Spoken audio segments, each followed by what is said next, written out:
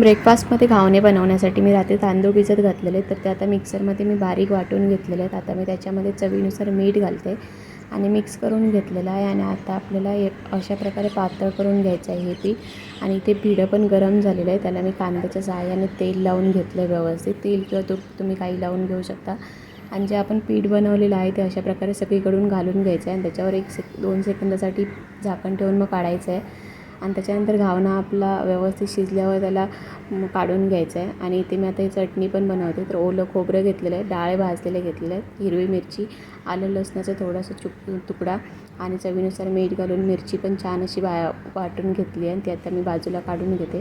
त्याला वरून फोडणी देण्यासाठी तेल गरम करत ठेवलं. त्याच्यामध्ये 1 चमचा मोहरी घातली आहे, थोडंसं हिंग घातलं आहे आणि थोडीशी कढीपत्त्याची पानं घातलेली आहेत, ती मिक्स करून घेतली आणि फोडणी दिलेली आहे. मिरची पण आपली तयार झाली आणि आता आपला ब्रेकफास्ट छान असं तयार झालेला आहे, घावणे आणि चटणी.